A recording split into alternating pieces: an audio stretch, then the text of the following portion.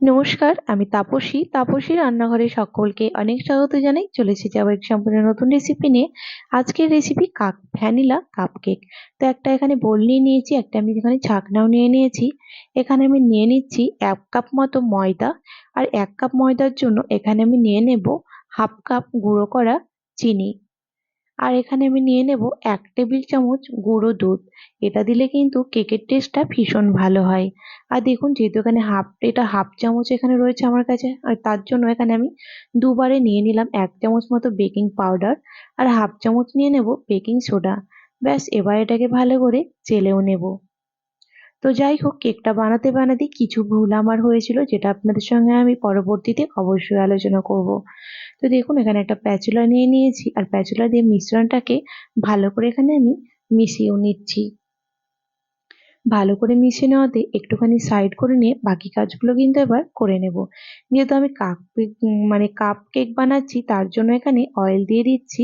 এবার কাপগুলোকে ভালো করে অয়েল দিয়ে ব্রাশ করে নেব। ব্যাস দেখুন, এবার একটা ব্রাশ দিয়ে অয়েলগুলোকে পুরো কাপের মধ্যেই লাগিয়ে দিচ্ছি। আবারও এখানে মিশ্রণটা নিয়েছি, তাতে এবার দিয়ে দিলাম 1/4 কাপ সাদা তেল। এবার একটুখানি জাস্ট নাড়িয়ে নেব।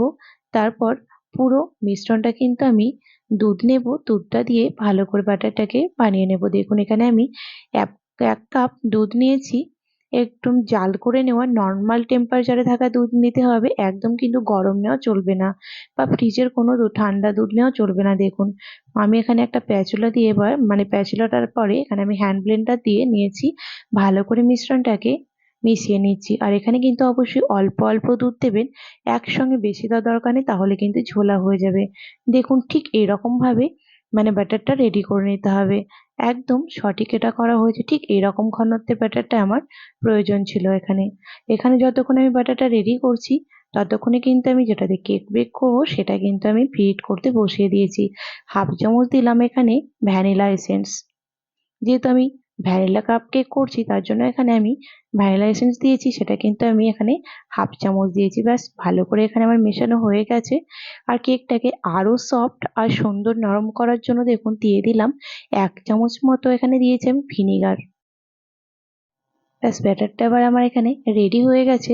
আর ভিনিগার দেওয়ার সাথে সাথে কিন্তু কেকগুলো বেক করার জন্য বসিয়ে দিতে হবে। তো এই যে কাপগুলো আমি তেল দিয়ে রেডি করে রেখেছিলাম, এবার সেই কাপের মধ্যে দিয়ে দিচ্ছি কেকের মিশ্রণগুলো।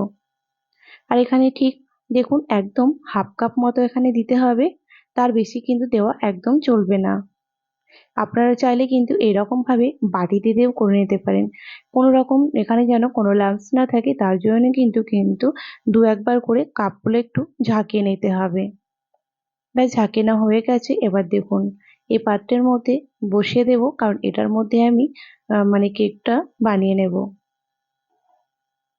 এবার ভালো করে এখানে কিন্তু কাপগুলোকে সাজিয়ে দিতে হবে।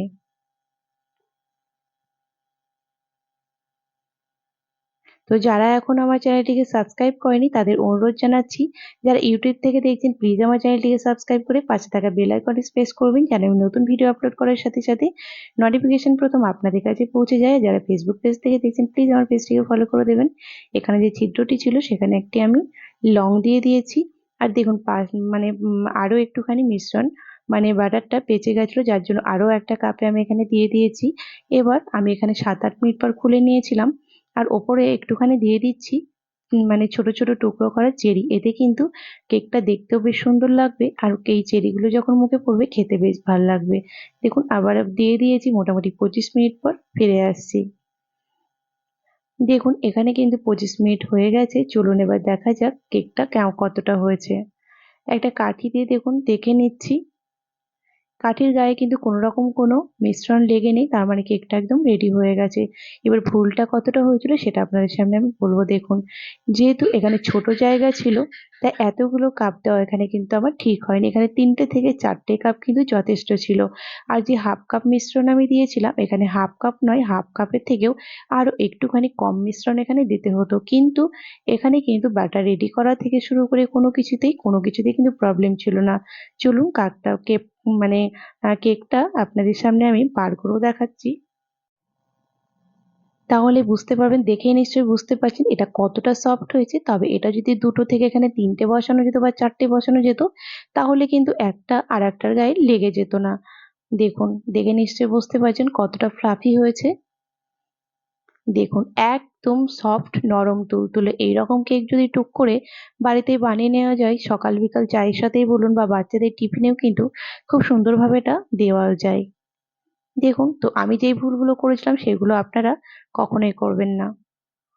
তো আমার রেসিপি যদি আপনাদের ভালো লেগে থাকে তাহলে কিন্তু লাইক শেয়ার করতে ভুলবেন না। কমেন্টে অবশ্যই আমাকে জানাবেন এই কাপ কেকের রেসিপি আপনাদের কেমন লেগেছে। ভালো লাগলে আপনারা এরকমভাবে বাড়িতে বানিয়ে সেটাও আমাকে জানাবেন কেমন হয়েছিল। আশা করি আপনাদের কিন্তু নিশ্চয়ই খুব ভালো হবে। তো আজকের রেসিপি এই পর্যন্ত ছিল। দেখা হবে আবার একটি নতুন এপিসোডে। নতুন রেসিপি নিয়ে হাজির হয়ে যাব। আপনারা সকলেই ভালো থাকবেন, সুস্থ থাকবেন। ধন্যবাদ।